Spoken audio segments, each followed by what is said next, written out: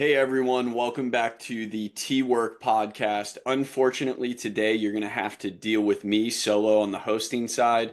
My co host, Grant Banco, our beloved Blondie, is gallivanting around Europe right now. Supposedly he's on a work trip, but who really knows when you're going from country to country and everything on his Instagram story looks like he's just posting coffee and a croissant in whatever run he took that day.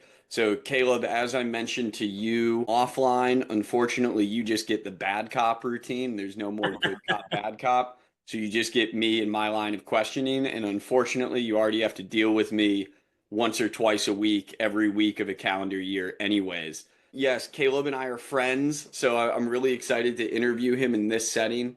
Much like a few of the other episodes we had, it's nice that we have a pre existing relationship, but this platform is going to give us opportunities to probably talk about some things that we don't normally talk about as friends and actually have more of a serious conversation. So, Caleb, with that, I just want to say thank you for coming on. And then maybe if you could hit us with a few quick highlights, bio points before we really get into a crazy line of questioning, that would be awesome. Yeah, thanks for thinking about me. I was super excited to get your text and really thank you for having me on. My name is Caleb Harkleroad. I'm the president of our family jewelry store here in Savannah, Harkleroad Diamonds. It's a three-generation family-run jewelry store here in town, and we do a little bit of everything. I'm the chairman of Savannah GAA, which you'll see our illustrious host repping the purple and gold. And so that's an Irish sports club that me and several other friends founded 5 years ago. And then beyond that, there's some and just involved in some other groups and things like that in town and just civic organizations. But between the GAA and the family business and all the other stuff, I stay pretty busy. So it's sit and chat with my buddy Adam today. That's right. Yeah, we always joke on our side that Caleb has never seen a committee that he doesn't like.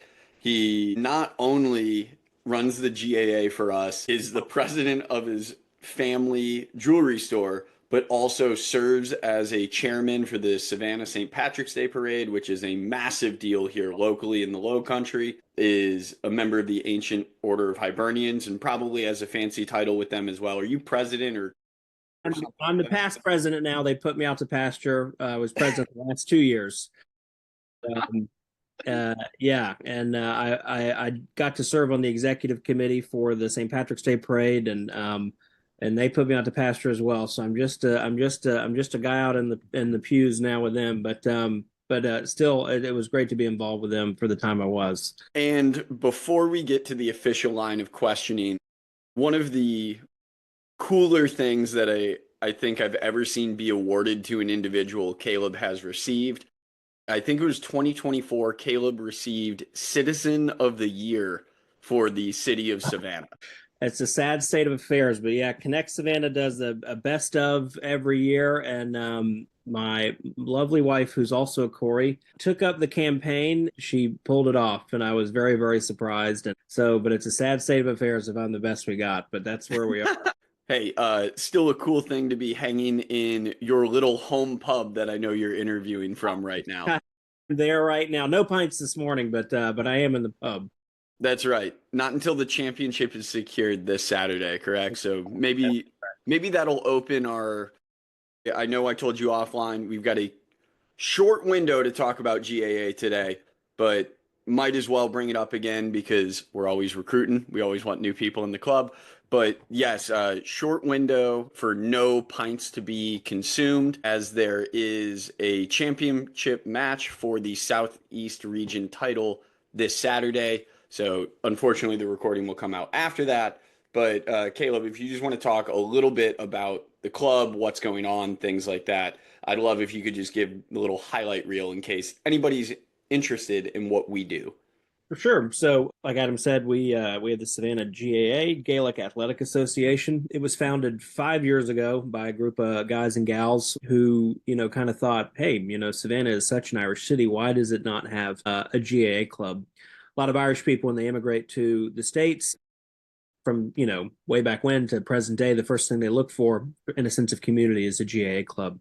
And I think Adam can attest that it's far more than a sports club. It really becomes really an instant kind of family and group of friends.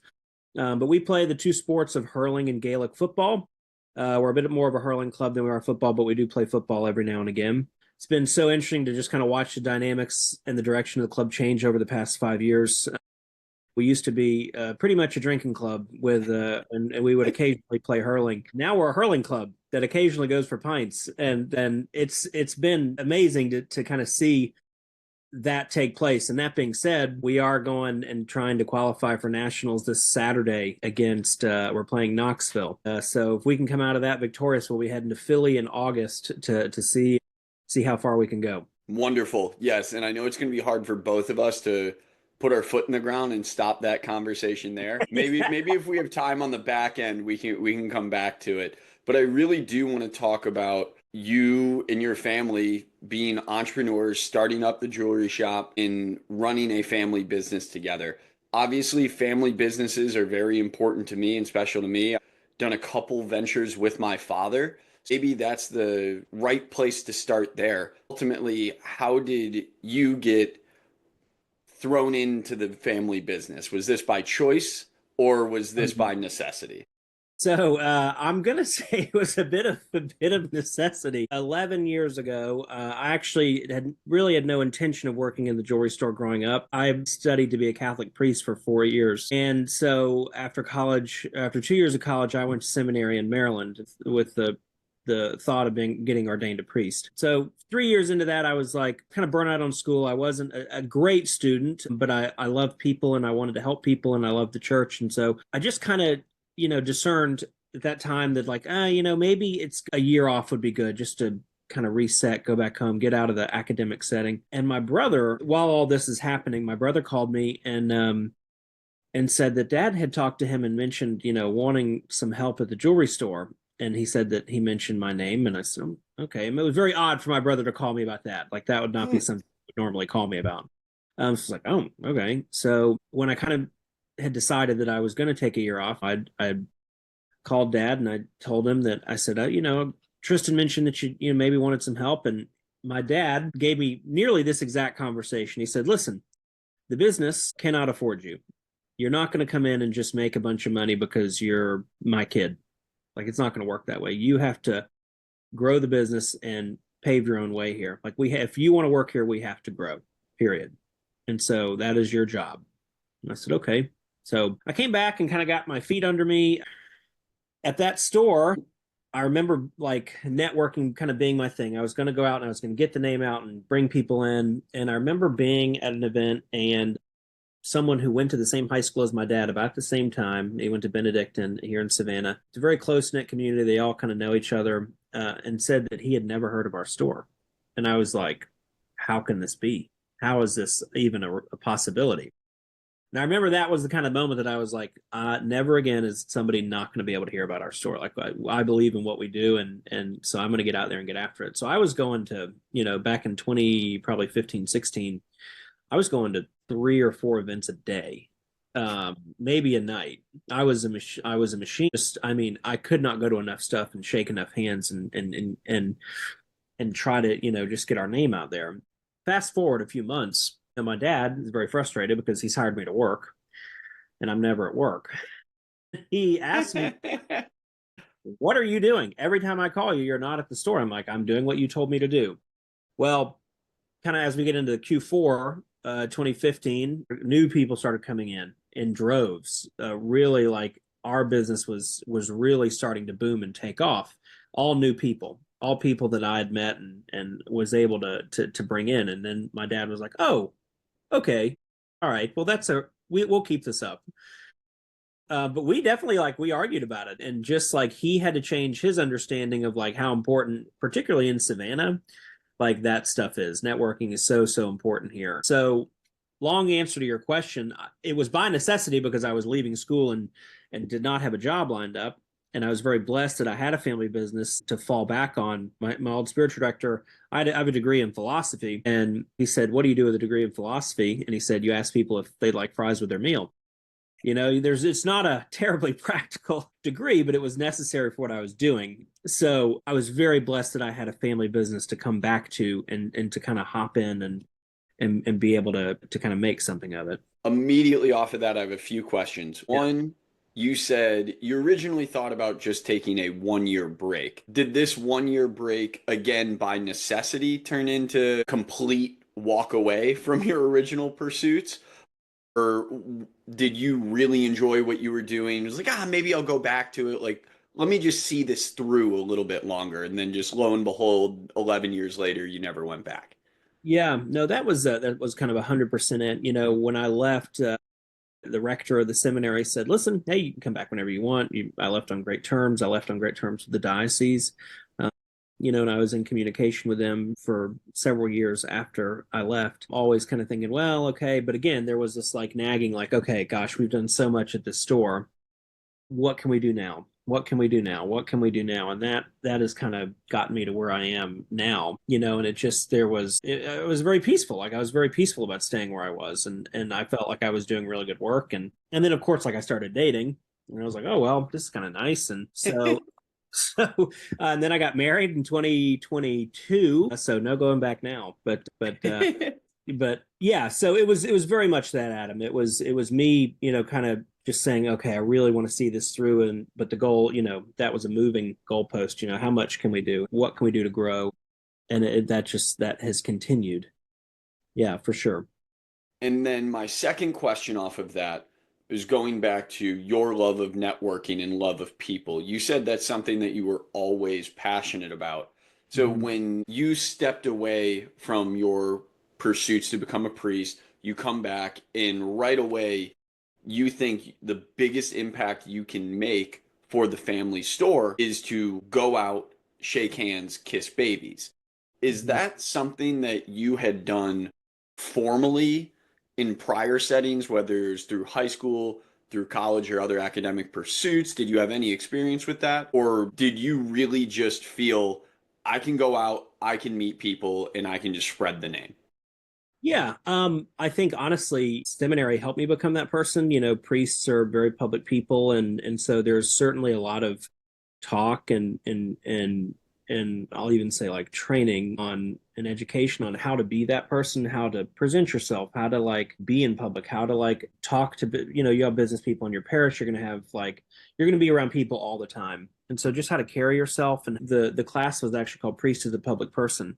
And they did things like teach a guy how to like play a little bit of golf, teach a guy how to cook, teach a guy how to like understand like wine, just basic like kind of well-rounded stuff. You can go out, you can fend for yourself, and kind of be that guy out in public with the people and whatever setting that may be.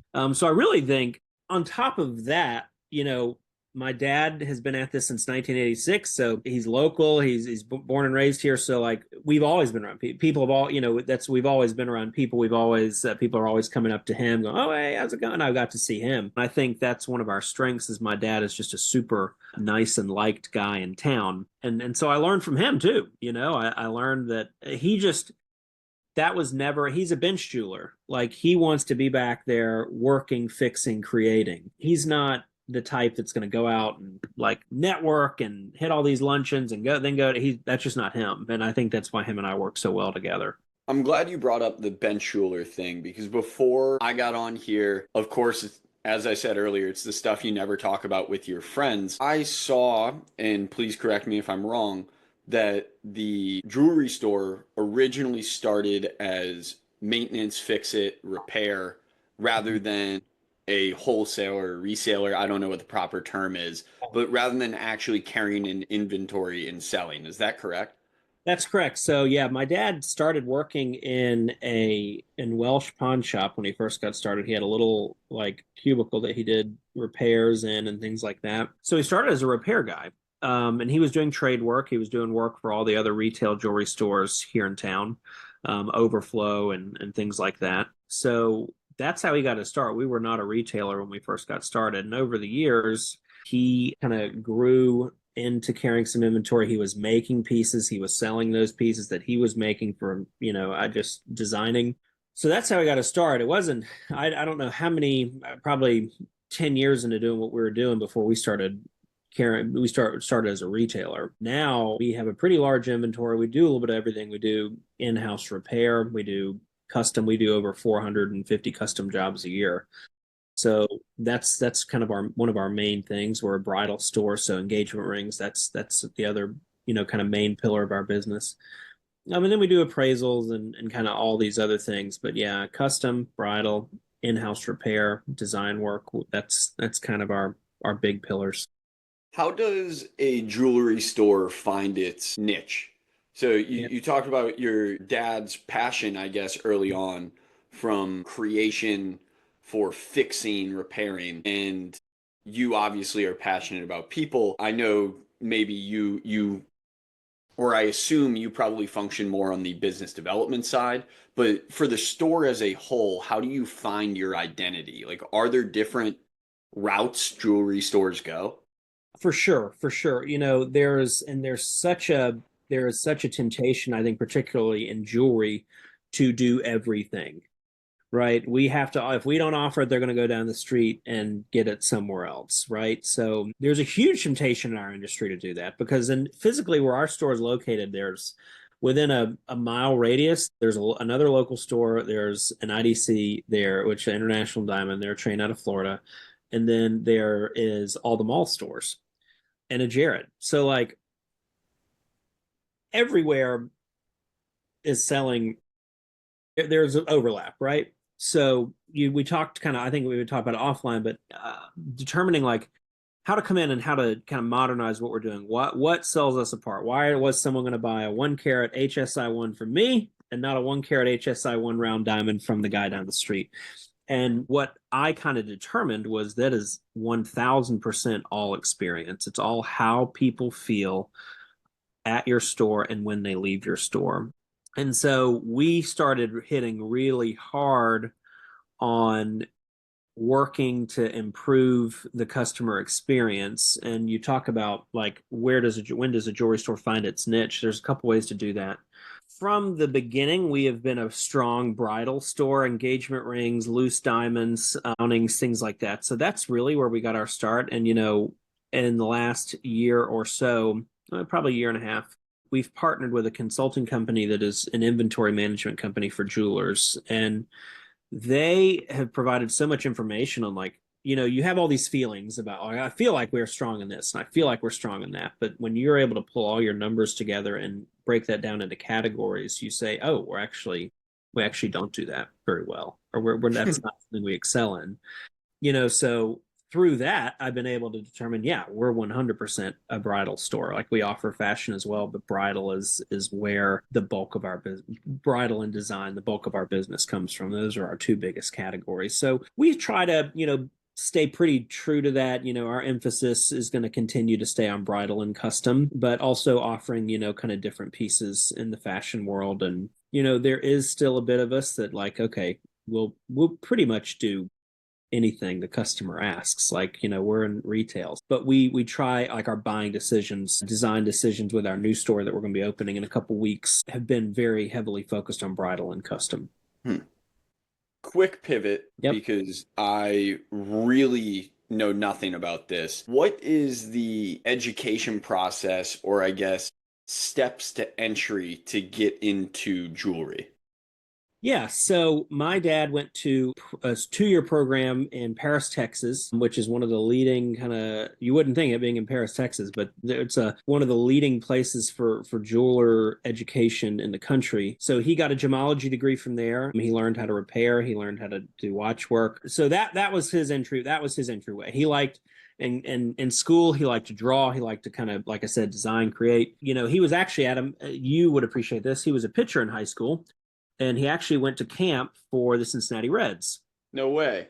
He did, and there he threw out his shoulder during that camp. And I think back then, like the shoulder surgery is not what it is today, so that was kind of a death sentence back then. And if it makes him feel any better, shoulder surgery really hasn't gotten a ton better. So any shoulder surgery is still relatively a death sentence. Yeah, so everyone that I meet that went to school with dad just always says, "Man, your dad was a hell of an athlete." And I don't think he had any intention of going into jewelry either. So he wanted to play baseball, but he had done some work in the pawn shop. He had this kind of proclivity for drawing and designing and just overall kind of handy. And that work in the pawn shop kind of led him to a love of jewelry, and so that's where he went. PJC and got his degree and came back to Savannah after that and started doing trade work. And again, a quick pause. Do you know the mascot for Paris Junior College? I think they're dragons. Nailed it. Paris Yeah, Junior yeah. College Dragons. Heck yeah.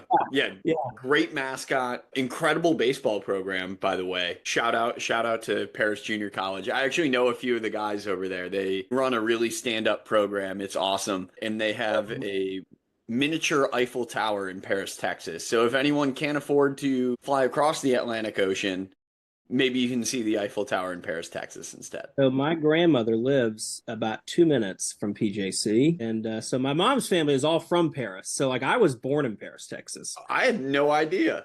Yeah, yeah, I was born in Paris, Texas. My mom's family is all still in Paris. We're there once a year. But yeah, that's where my dad met my mom. Shoot. Okay. Yeah, we're really peeling back layers. Like I said, the Yeah, things yeah. you never know about your friends until you actually ask them serious questions. Yeah. So yeah, so that's so funny that you know some guys out there in the baseball program. Yeah, yeah. Baseball is a small world, and especially like what I did in coaching prior to what I do now, I think mimics a lot of the discussions that you have in business development. Because when you're coaching, you're always trying to, one, make a name for yourself and your program, but also create buzz around the players that you have or attract players to come in and see you, which literally is the exact same thing as networking in the Yeah. business.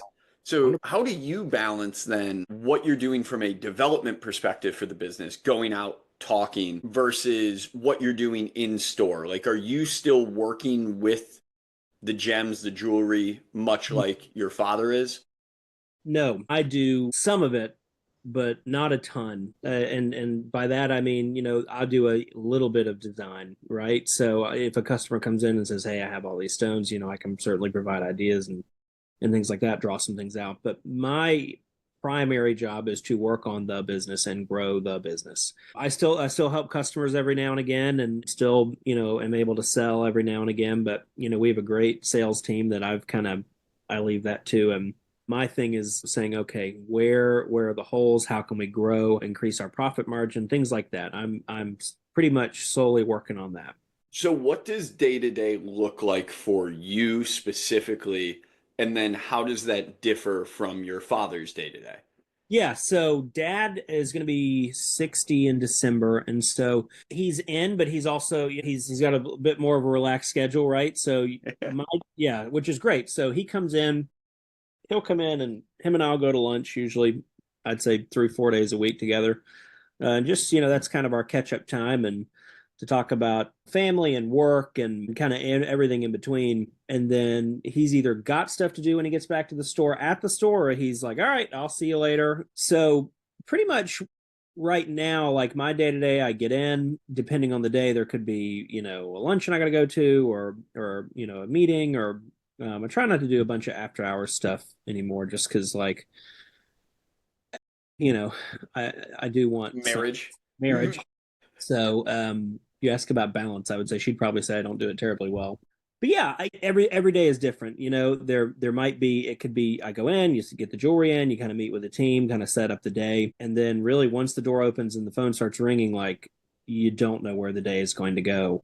Someone could come in and say, "Hey, I want to buy a 6 carat diamond for my wife's anniversary," and then you could be working on design, you could be working on trying to figure out a repair. Somebody calls and says, "Hey, I know I told you I wasn't in a rush to get this, but now I need it tomorrow." And so there's always kind of every day is different, which is great. So I try to get up, have some time in the morning, and then get over into the office and kind of we get the jewelry out, we get have a meeting, just kind of set the day, and then kind of see what happens. Maybe a funky question coming off of that. How do you, I guess I'm screwing this by using the word balance again, but how do you balance or manage working with something that is more of a want than a need?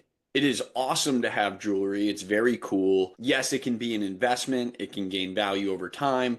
There are business reasons to invest in jewelry. At least you can certainly convince yourself of that. And you can look back on records and see positive returns. But how are you managing working with something that isn't a mandatory sell or mandatory purchase by an individual every single day or every single year. Yeah, so my dad says it all the time, and I catch myself saying it all the time now. Like, we don't sell anything people need. So that's where I think, like, in our own business, like the repair business is so super important. We do a ton of that, and I think that kind of help, because like you said, like especially when there's a lot of uncertainty in the world as there is right now, like people tend not to think about, oh, I need some diamond earrings when, we might be on the brink of World War III. You know what I mean? Like there are a lot of external factors that affect our business.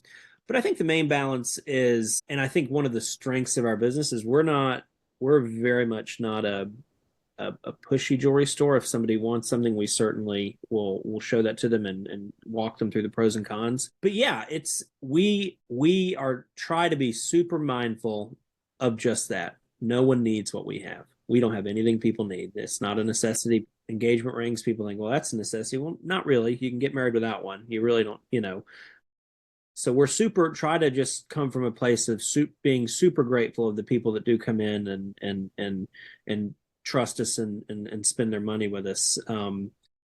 Because yeah, it's not a need.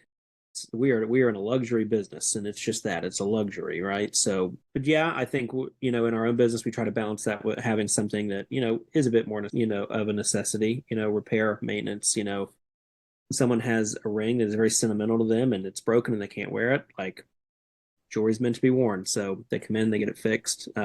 Like we offer appraisal services as well for insurance and things like that. So just try to diversify in our own business, and also from the team perspective, just come from a place of being very grateful that people continue to choose to shop with us. Without pulling out the balance sheets, what Mm-hmm. is the breakdown looking like between repairs? And you can talk in percentages. You don't need to put dollar values on anything. And none of it really needs to be specific because I certainly don't know anything about the jewelry world. And I'm going to go out on a limb that unless this episode attracts thousands of listeners from the jewelry landscape, I don't think Yeah. anybody knows what breakdown of jewelry sales looks like. But I'm super curious what your percentages look like on repairs, on cleanings, things like that, versus a one-time sale of a ring, like per Yeah. day, per week, or if you're looking at it across a quarter. Yeah. Overall, we tend to run about anywhere from 75% sales, 25% or 25 to 30% other, like repair, appraisal, things like that. Sales are certainly, like, retail sales are certainly the driving force. But yeah, I would that would probably, when I've looked at it, it's always kind of fluttered around that 75 to 80% sales and then 20 to 30% repair. And then the follow-up to that is what is the breakdown between repeat customers and first-time customers? And then again, just going to hit you with part B to that now. Is that where you guys are seeing an advantage, a competitive advantage in what you guys do? Like, are you outpacing others with repeat customers because of your service and how much you put into that? Yeah, so I'd certainly like to think we are. We see, jewelry is interesting in the fact that if someone comes into you and they're young and they're getting their engagement ring and that's their first jewelry purchase, if you can make that connection and you can establish trust and they decide to get from you, like you've pretty much, that person is going to continue to shop with you, right? That you become their jeweler, and so you have them for the lifetime. They become a lifetime customer if the experience is good. We have a ton of repeat business. Like I said, we've been doing this since 1986, almost 40 years. And so, we have people come in, and really cool for me, them saying, hey, your dad made this for me 30 years ago, and I'm looking to upgrade or do this or that. So that's super cool. We have people that my dad, he made their rings and now their kids are coming in and they're getting engaged and I'm able to create something for them or to sell them something from the case. So super cool. But I think especially with Savannah's growth, we're seeing new people all the time. And I can't help but think once we move into our new store, freestanding bigger store, that new business is going to increase just from awareness. Just being on a different street, independent building, people going, oh, what's that? And several, people that we've talked to in the industry, that have made a similar move. He goes, you'll be amazed at the people that come in and say, I've never heard of you. When did you? Because you're in a new location, you're in your own store, you're in your own space. But a majority of our business is repeat business. But I figured as much. the new Yeah. business is certainly coming in very quickly. Okay, so talking about the move to a new store, really, how important is it that you guys are going to have a freestanding location? Like, what is there negative feedback that you have heard by sharing a building? It's not like you guys are in a strip mall, but I know you share retail space. Yeah. You have Yeah. a shared wall with another business. Is is there a negative connotation that comes with that? A bit, yeah. Hmm. In our industry, it's super interesting for us. In our building, we share a building with a tidal pond place. You have two very opposing like things right next to each other, and I've had more than one person say to me, "I've not come in because of that." Know what the deal? I didn't know if it was a high. They didn't know what we did. So in jewelry, like when you can have a freestanding independent store on its own, it makes a world of difference. It really does. People from within the industry that have made similar moves, I mean, sometimes their sales double in the first year. Like it's bananas the growth and how quickly you can experience it when you move to a freestanding store. I want to shift now to talking more specifically about you for a moment rather than the store as a whole. So you talk about your passions for people, developing the business, all these things. What is something that you feel you can improve upon, you specifically can improve upon, that maybe the side effect is business improves, but putting yourself in the spotlight here? Yeah, I think for me, the number one thing I can improve on is time management, 150%. And it's so interesting. When I was in the seminary, our life was very structured, very, very structured. There was not really, every you're sort of living at when you're studying to be a priest as a monk. You wake up, you pray, you go to mass, all these times are set, right? So I think leaving the structure of seminary, I kind of got a little like loosey goosey with my time management. That's definitely something that I think about all the time. Like I could improve how I spend my day, how I manage my time 100%.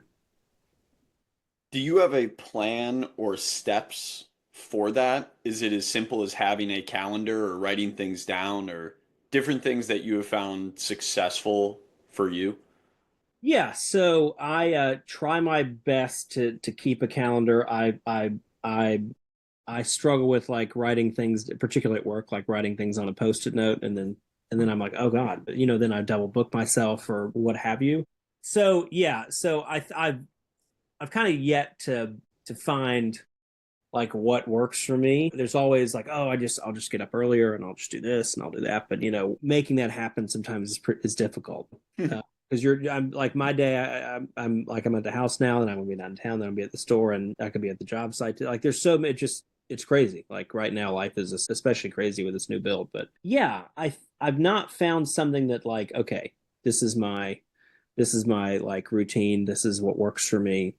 This is how it is. I've not found that yet. Have you at least gotten to the point where you're able to rule out what doesn't work for you? 100%, 100%. Because like when I got back home, I hit the kind of networking circuit as hard as I did. I found out what works, what there's a return on, what there's not, and I pretty much pick and choose what I go to now. And usually, if I'm going to something, there's somebody there that I want to see and just shake their hand and say hello. And but yeah, for sure, I know what doesn't work. I just haven't really found what works. I've ruled Yeah. out what doesn't. Well, I guess it is kind of all about experimentation in a sense. Not everything is one size fits all. We all operate differently, and there's little things like that. Like I've at least gotten to the point that I know I need to get up Mhm. with or before sunrise. Yeah. Otherwise, I don't feel productive. I do my best work in the morning. And yeah, I take meetings after 5 p.m. or I'll talk to people on the West Coast.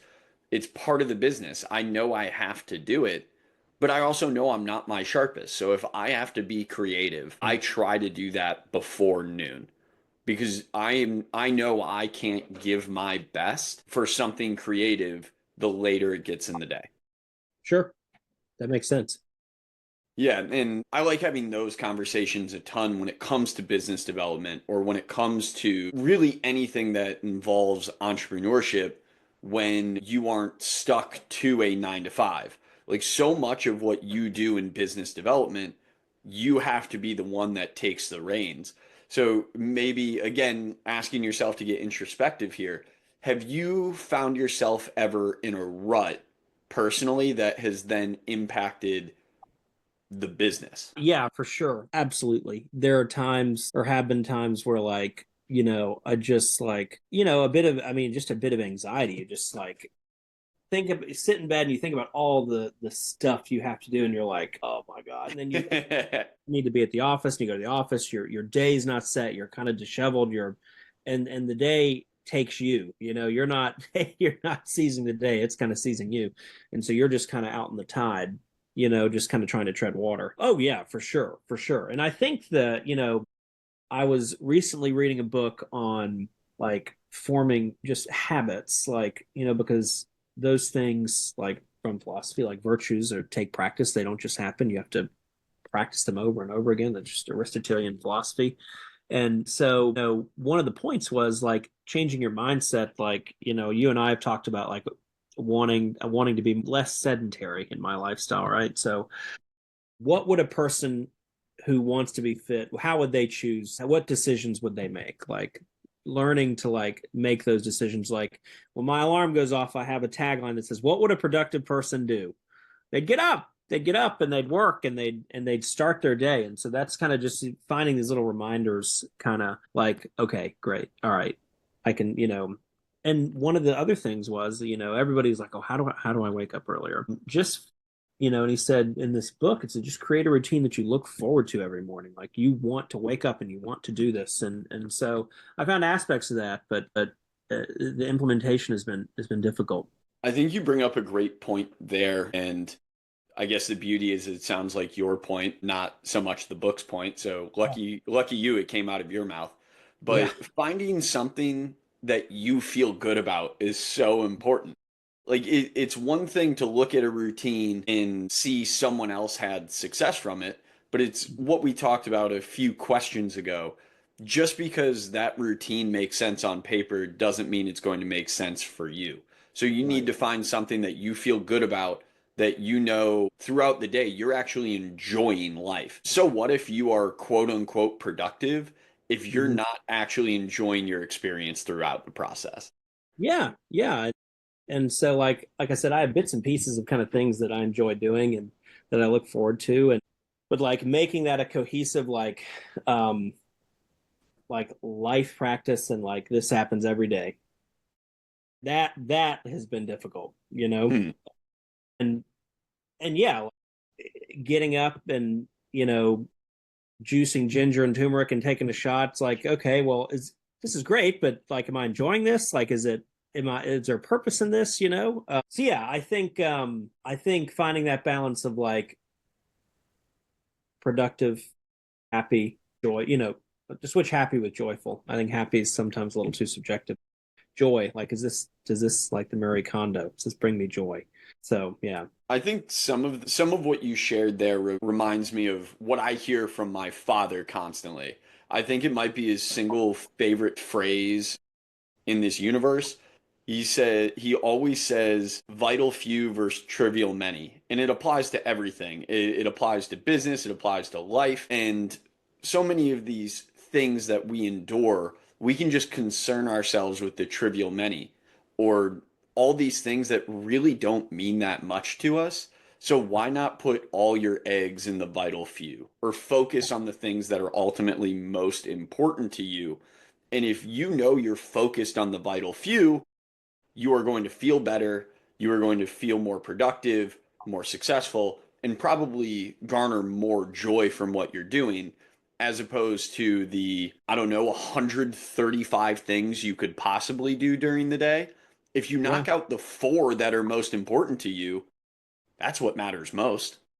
So I was just on a call with a guy named William Jones, and he He has a company called Jewelry Sales Academy. And what they've done is they have a platform that they take jewelry training and train sales associates, managers, essentially in like little 2, 3 minute bits. And they cover literally every aspect of the industry. And I've gotten to spend some time with him and talk to him. He's an incredibly smart guy. So he went through this whole meeting with me about, I was talking with him about staffing, and I was like, this is the goal I have. This is the people I have. And I was kind of talking to him about exactly what we're talking about now. I'm like, my day, I said, I feel like I just get stuck in the weeds all day. I'm doing this and that. And I'm like, and I don't know that this stuff really matters. And the end of our conversation was, he's like, if this is your goal, this is how you're going to attain it in the next, 6 years. You're going to grow by this percent every 6 years, or every year, you're going to grow by this percent, and you're going to hire 1 to 2 more people every year. And he's like, he goes, and in your day, anything that you do that is not related to growing your sales team and growing the sales team, like their average, getting that up, waste of time. Don't do it. Doesn't matter. Doesn't matter. And I was like, he's like, it is literally that simple.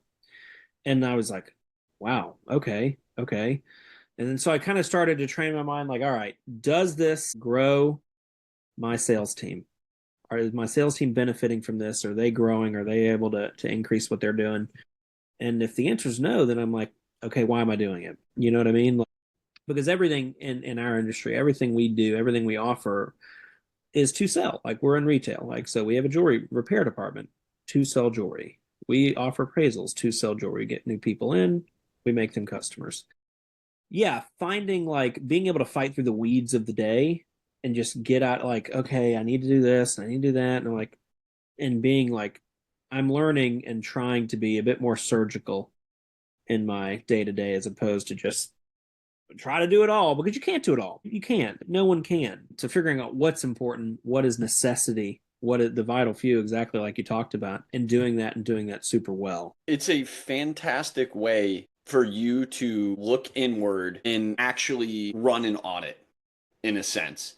Because if no matter what occurs on a daily basis, whether it's on the personal level, the business level, sales, retail, whatever, repairs, if it doesn't relate back to the ultimate goal, it's simple black and white, yes and no. Was this activity beneficial? Yeah. And I'm a huge fan of doing internal audits that you run yourself. Forget the bottom line. Like, yes, you can't have a successful business if you're not bringing in money. Yeah, I'm not trying to start some crazy like Instagram, TikTok trend that says stop looking at the bottom line. It doesn't matter. You need to be in the green long term for Yeah, you yeah. to keep the doors open.